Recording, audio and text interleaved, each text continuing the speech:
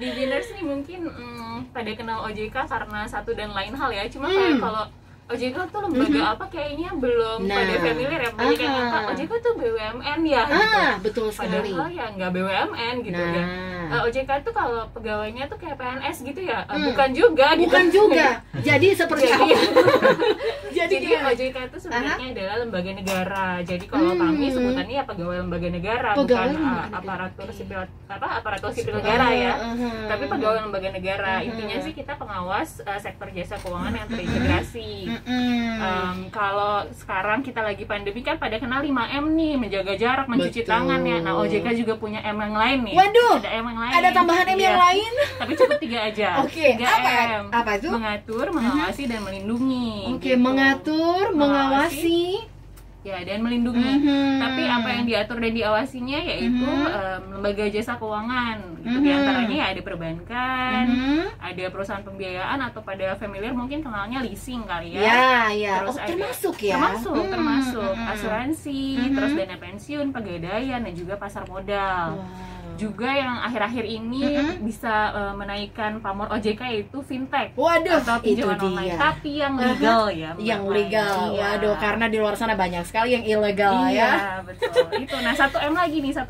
Yang tadi kan udah mengatur mengawasi, satu lagi adalah melindungi. Siapa yang dilindungi? Siapa yang kita lindungi? Yaitu adalah konsumen dari sektor jasa keuangan tersebut. Gitu. Berarti ternyata cakupannya adalah banyak sekali ya. Yang sekarang ini booming ya, naik daun karena banyaknya case yaitu dari pinjaman online ya. Tapi ternyata di luar itu adalah yaitu untuk kita bisa mengecek histori keuangan kita bagaimana juga, apakah maksudnya in case ya, contohnya di dunia kayak kita mau cek nih ternyata kita histori keuangannya apakah ada di blacklist atau itu juga kesana ya, termasuk betul. Ya. Mungkin banyak yang taunya dulu sebutannya adalah BI checking ya. Karena dari awal tuh semuanya memang ke Bank Indonesia untuk pengecekannya. Cuma memang baru per 2018 kemarin ada namanya satu sistem yaitu SLIK, sistem layanan informasi keuangan. Ini juga dari OJK yang memberikan layanan. Jadi bedanya kalau dulu di Bank Indonesia itu karena historiknya hanya perbankan ya. Kalau di SLIK itu ada semuanya yang tadi disebutin. Misalnya ada histori dari perusahaan pembiayaan juga, atau ada misalnya dia juga pernah pinjam ke fintech, ada historinya kalau memang yang mendaftarkan ke SLIK gitu. Itu diberikan di OJK layanan. Di OJK. Jadi ini adalah lembaga pemerintah ya di Biners. Jadi bukan berseragamnya BUMN ataupun ASN ya. Bukan ternyata. Dan ternyata juga punya tugas-tugasnya adalah beberapa M tadi di Biners, mengatur, mengawasi dan juga melindungi. Terus ini cara supaya kita sebagai masyarakat ya, masyarakat biasa bisa menggunakan layanan OJK itu seperti apa Ibu Sabrina? Gimana sih untuk bisa mendapatkan pelayanan dari OJK? Gini Mbak Maya, jadi kita juga menerima yang namanya penerimaan informasi nih dari masyarakat. Kita juga bisa memberikan informasi ataupun ada yang namanya pengaduan. Kalau yang simpelnya nih mungkin masyarakat di Biners di Cirebon bisa datang ke kantor OJK di Jalan Dr. Cipto nomor 133 ya, tetangga itu tadi ya. Bener. Nah juga di situ yang minta SLIK itu tadi Mbak Maya. Jadi kalau mau minta SLIK di Biners bisa datang langsung dari jam 9 pagi sampai jam 12 siang untuk ngisi formnya. Jadi kita harus walk-in diri kita sendiri tanpa bisa diwakilkan? Kalau diwakilkan bisa pakai surat kuasa, tapi memang kita harus mengecek dokumennya secara fisik karena kita harus lihat KTP-nya, harus ada KTP asli, juga formulir yang harus ditandatangani. Itu bisa datang ke kantor OJK Cirebon.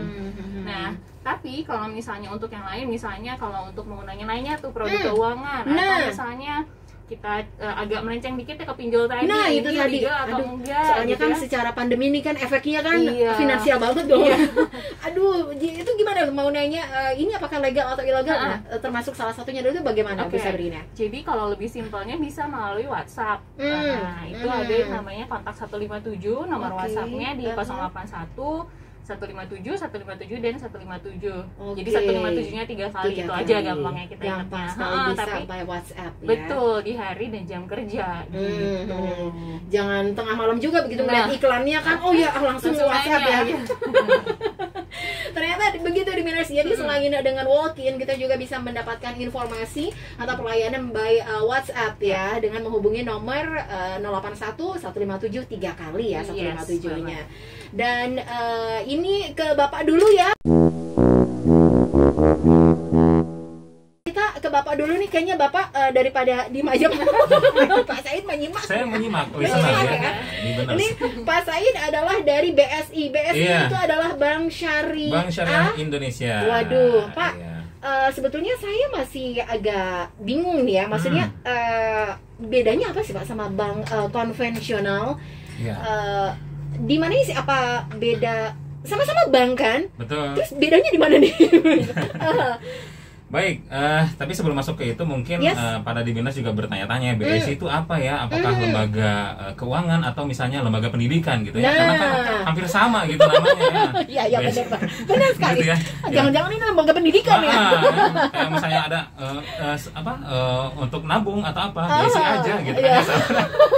Nah, mungkin banyak yang bertanya-tanya juga, BSI itu apa sih sebenarnya? Nah, BSI itu Bank Syariah Indonesia, itu merupakan penggabungan dari 3 bank syariah yang ada di Indonesia. Bank Syariah yang pertama adalah Bank Syariah Mandiri, kemudian yang kedua adalah BNI Syariah, dan juga yang ketiga adalah BRI Syariah. Dan kita secara legal formal itu berdiri tanggal 1 Februari tahun 2021. Jadi masih baru banget sih. Baru cuma memang kita sudah bergerak di segmentasi atau di sektor perbankan syariah itu cukup lama masing-masing. Seperti itu. Nah, tadi kalau misalnya kita menyikapi pertanyaan dari Mbak Maya, apa sih yang membedakan antara bank syariah dan bank konvensional? Itu ada beberapa aspek. Ya, jadi para Dibiners ini bisa sebagai bahan edukasi juga ya. Jadi perbedaan antara bank syariah dan bank konvensional, yang pertama terdiri dari perbedaan akad dan juga legalitas. Nah, kalau bank syariah itu ada 2 hukum yang melatar belakanginya, yaitu adalah hukum Islam atau hukum syariat dan juga hukum positif nih.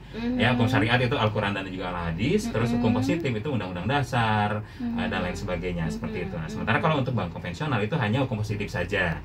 Nah, kemudian hanya hukum apa Pak? Hukum positif. Positif. Ya. Nah, kemudian yang kedua yaitu adalah aspek struktur organisasi dan pengawasan. Nah, kalau tadi ini dijelaskan oleh Bu Sabrina yang mengawasi lembaga keuangan. Nah, kami salah satunya yang diawasi. Bank Syariah Indonesia seperti my itu. Eyes on you. My eyes on you. Terasa gitu Mas kalau dari jadi yang di luaran ya. Betul. Jadi segala jenis produk, terus kemudian kegiatan kita, operasional dan lain sebagainya itu semuanya diawasi oleh OJK. Jadi jangan khawatir ya kalau misalnya nanti BSI ini aman nggak sih untuk saya atau misalnya legal nggak sih? Nah, kami bisa pastikan bahwa kami merupakan lembaga keuangan syariah yang diawasi oleh Otoritas Jasa Keuangan. Nah, tapi tidak hanya itu saja. Nah, kami juga Bank Syariah itu diawasi oleh 2 lembaga lain, yaitu Dewan Pengawas Syariah dan juga Dewan Syariah Nasional. Seperti itu. Dewan Pengawas Syariah dan Dewan Syariah Nasional. Apakah sifatnya sama? Berbeda. Nah, kalau Dewan Pengawas Syariah itu lebih kepada institusinya. Nah, kalau Dewan Syariah itu lebih tingginya lagi. Jadi yang ngawasin kegiatan dan juga operasional perbankan syariah seperti itu, sesuai dengan aspek syariahnya apa enggak gitu. Nah, tadi kalau misalnya BI dan OJK itu sesuai dengan hukum positifnya seperti itu, apakah legalitasnya memenuhi atau tidak. Terus kemudian, nah kalau dari segi operasional akad dan lain sebagainya, apakah sesuai dengan syariah atau enggak, nah itu diawasi oleh DSN dan juga DPS seperti itu. Oke, jadi dasarnya adalah perbedaan dari akad dan legalitasnya. Ya Pak ya, bahwa kalau secara Islam ada beberapa akad yang untuk proses keuangan tersebut. Betul, karena kan kita dalam bermuamalah itu harus sesuai dengan syariat Islam juga. Kita nggak bisa ngasal gitu kan ya. Misalnya akad pinjam meminjam, terus misalnya akad titipan dan lain sebagainya, kita nggak bisa tanpa ada akad gitu dalam hal melakukan hubungan muamalah antara manusia seperti itu. Apalagi urusan uang ya. Urusan uang kan kita harus sesuai. Nah, terus kemudian aspek yang selanjutnya adalah dari sektor investasi. Nah, sektor investasi. Betul. Nah, kita hanya masuk ke sektor-sektor yang sesuai dengan syariat Islam, yang halal. Ya, jadi yang non halal kita nggak bisa masuk. Waduh. Karena kita dibatasi. Bisa lebih detail nggak tuh, Pak? Misalnya contoh seperti mohon maaf minuman keras kita nggak masuk. Ya, terus kemudian ingat pesan dari Bang Oma ya, Pak. Jangan miras. Minuman keras. Terus perusahaan-perusahaan mohon maaf seperti narkoba dan lain sebagainya kita nggak masuk gitu. Atau misalnya hal-hal yang dilarang syariat Islam, nah itu kita tidak masuk seperti itu. Jadi tidak masuk ke ranah yang memang di luar dari yang syariat Islam ya, seperti itu. Terus kemudian dari aspek prinsip operasional, nah kami dilandasi dengan beberapa akad nih, seperti misalnya tadi titipan ya, wadiah, terus bagi hasil, syirkah, terus kemudian jual beli, terus kemudian talangan, gadai. Nah, kita ada akadnya tuh. Jadi berbeda dengan bank konvensional. Kalau bank konvensional satu yang melandasinya adalah perangkat dari bunga. Berapa persen? Nah, kalau kita di syariah harus sesuai dulu tujuannya apa. Ya, jadi misalnya Mbak Maya mau beli mobil nih. Oh, beli mobil. Oke, berarti akadnya murabahah, jual beli. Oh, gitu. Seperti itu. Waduh. Ternyata ini kalau untuk orang awam seperti saya mungkin mendengarnya kayaknya agak lebih detail, lebih spesifik. Spesifik, betul sekali betul. Ya. Untuk tiap akadnya tergantung penggunaannya mau ke arah mana nih. Mau ke arah mana, betul. Mau beli rumah, kayak misalnya untuk usaha, beda akadnya. Beda lagi. Iya, gitu. Bisa musyarakah seperti itu, syirkah bagi hasil. Waduh. Nah, kalau bisa kita bahas lebih detail lagi, nanti ada komposisi, ada yang namanya sohibul mal, ya, pemilik dana, ada yang namanya mudarib sebagai pengelola. Gitu. Wow, ya. Ini bisa 3 SKS sendiri. Waduh, ya.